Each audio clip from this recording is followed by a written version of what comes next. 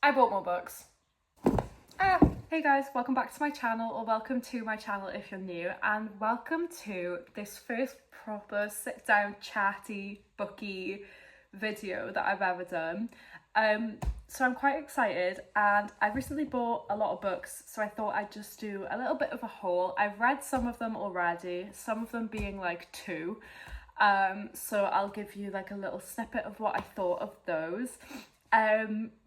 But I don't want to ramble on too much in this intro, so let's just dive straight into the books. So the first book that I've got is this book called Nobody in Particular by, I'm going to butcher this, Sophie Gonzales. Sophie Gonzales.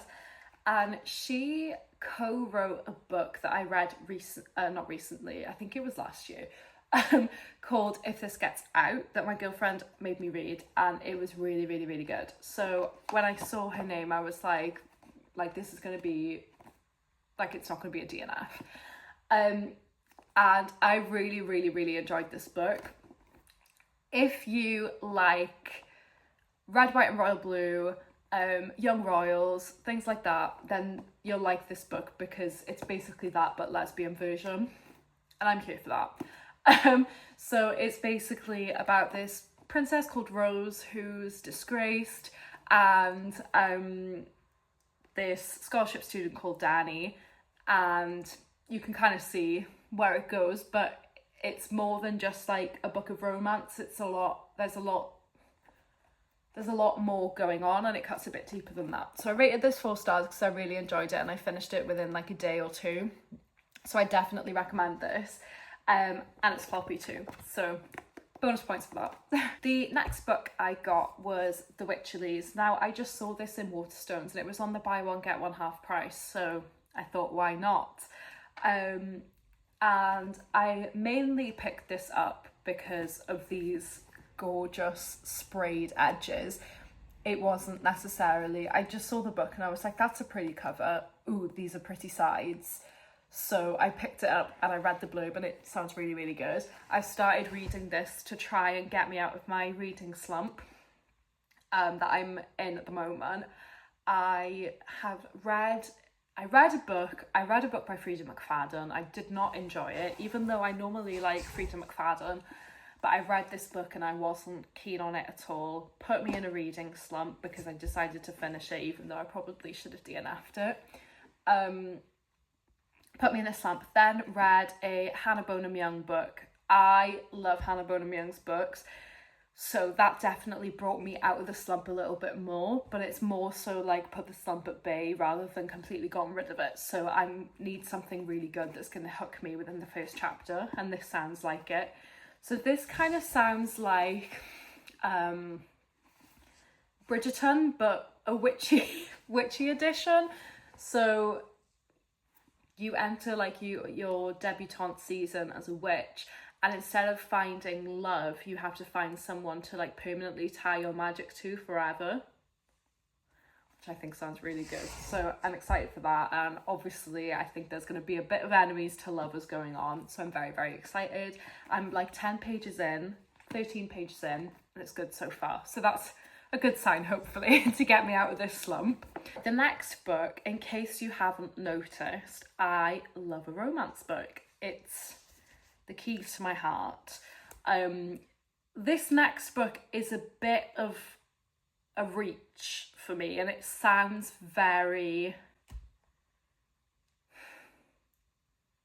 like sinister. I don't really read like creepy things, but this sounds disturbing. This was actually given to me, the rest of the books I've bought, and it's Girls of Dark Divine by Evie Woods. Yeah, Evie Woods. And I'm going to read the blurb to you because some people may think, wow, this sounds like fantastic. And it does sound really good, but it's really, really out of my comfort zone. It sounds a bit unnerving and a little bit unsettling, but maybe that's just because I'm used to the feel-good romance books. But I'll read you the blurb, and then you guys have to let me know if you feel the same and if it feels a little bit unsettling. So, a puppet master wielding a dark curse, a boy made of shadows, and a girl who must sever the strings and set her sisters free. Emberlyn is a marionette, one of a troupe of hauntingly beautiful girls cursed to perform until they turn to dust. But when another one of her sisters crumbles, Emberlyn decides to fight back against their puppet master and free them from this violent dance. Whisked away to a new theatre, Emberlyn seizes the chances to escape, but instead brings dark secrets and a boy made of shadows to light. And with her strings tightening, Emberlyn realises the only way to break free is to end the puppet master, except tearing the life out of his veins might destroy the marionettes too. An enthralling gothic fantasy laced with dark magic, electrifying romance and burning rage. So it sounds really good, but it does sound a bit unnerving. But it has a map. And this is a new release. I think this only came out on the 14th of August. So it's new. So I'd be keen to see what people's thoughts are on this. I haven't looked like through Goodreads and like different reviews to see what people think of this, so it'll be interesting to see. The next book, a while ago, I took to TikTok and I thought I'm just going to ask people what they've been reading or what they recommend for a summer read, because I feel like a few years ago Book Talk was so, like, I may be wrong, but I feel like a few years ago my TikTok was plagued with like Song of Achilles, Cinderella is Dead, and like all of those type of books, and it was really quite strong. Whereas at the moment I feel like all I've really seen is ACTA. So I was keen to see what other people were reading, because I've been a bit stuck in terms of what to buy and what to read next. This was recommended to me. So this is Legendborn by Tracy Deonn. And I've heard loads of good things about this book. I've seen it in shops, I've seen people recommending it. And then when someone recommended it to me, I was like, okay, I'm going to read this. I've only just realised how small the font is. That's off-putting. I hate it when the font is really teeny tiny. It was the same with Nobody in Particular. It's not that small, but it is still quite small. And when I open a book and I'm like, that is small font, that does put me off a little bit, which is probably a bad thing. But yeah, this is the next book I got just because I've heard quite good reviews about it and because someone recommended it to me. It's kind of like, I think it's young adult fantasy, and that is such a pretty cover. I think there's 2 books in this series. I think it's a duology, but I'm actually not sure. But it sounds fantastic, so I'm keen to read this. Next book I've got, my girlfriend has been telling me that I need to read it for a long time, and it's The Flat Share by Beth O'Leary. This book I really like the concept of it, and it sounds really good. Cheeky bit of forced proximity, but also not forced proximity because they never bump into each other. So I think this will be a good holiday read. My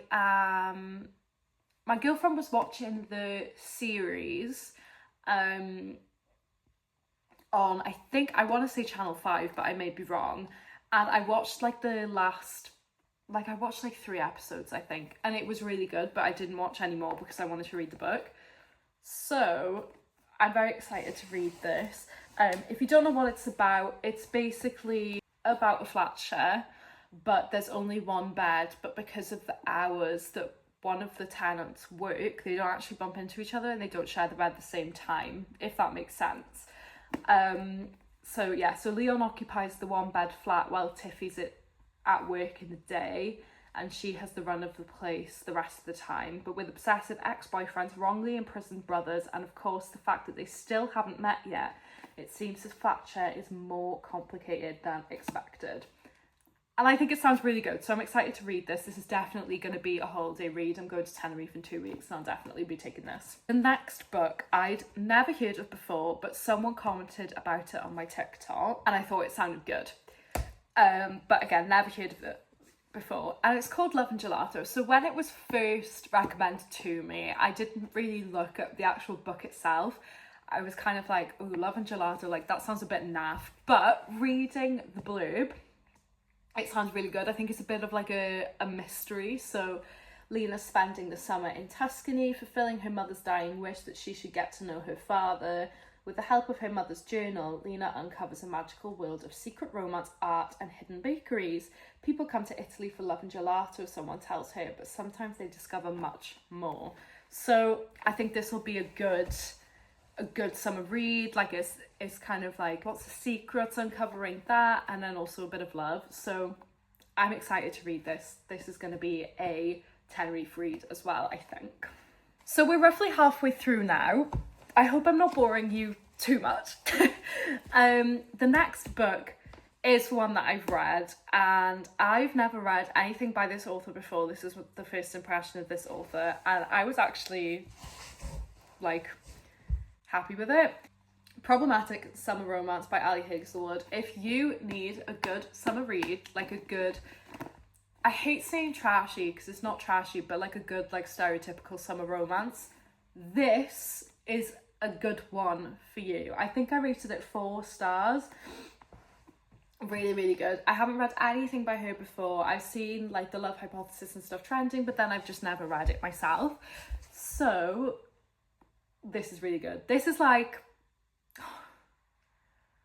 a friends to lovers to enemies to lovers book, and it is so good. I would recommend it. But I bought this in Waterstones again because it was on the buy one get one half price, so I got that and the Wycherleys, because this sounded really good and it did live up to it. This is a really good book and I definitely recommend it for a summer read. Okay, the next 2 books are by the same author, one of which someone recommended to me on my TikTok, and one of which I saw in TK Maxx. It was a very bargain, so I bought it. So the first one I've got is Funny Story by Emily Henry, and I think this is quite a new book.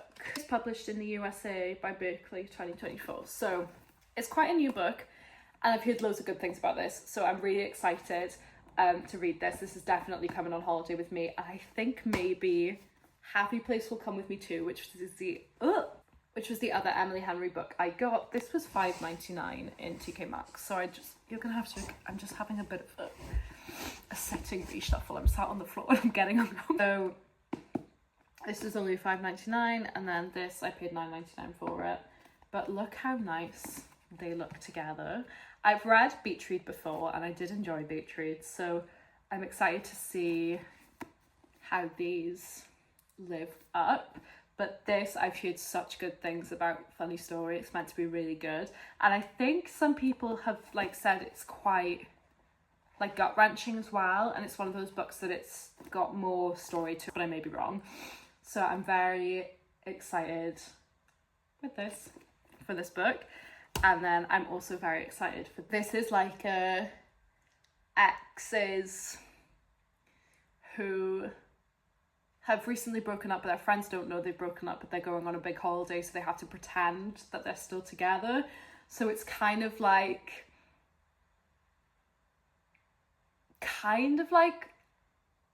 fake dating, I guess, but they were dating in the past, but no one knows they've broken up. So I think this could be a funny, like, good holiday read, so I'm going to take that as well. The next book I got, I've seen all over TikTok, and I feel like I needed to witness it myself. I don't tend to read non-fiction, so I was intrigued by this.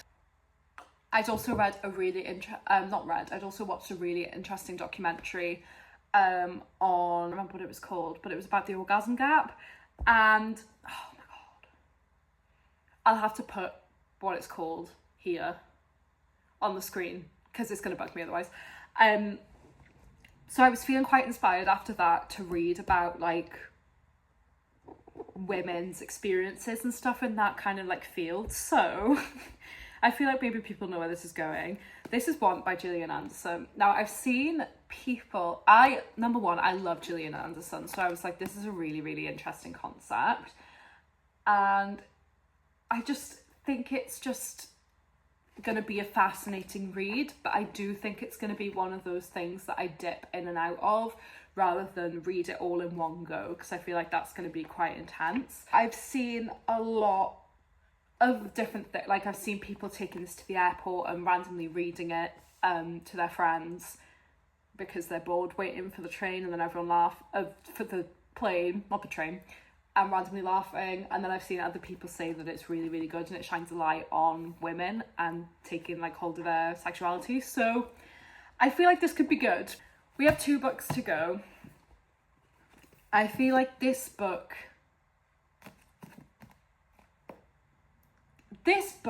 I've heard so much about and it sounds fantastic. So I ordered it on Amazon because it was £5, and then it came and it was this thick and I didn't realise it was going to be this thick, but everyone's been raving about it, and I feel like you're not going to read like 800 pages and say it's good if it's not actually good, because it's almost 1,000 pages long.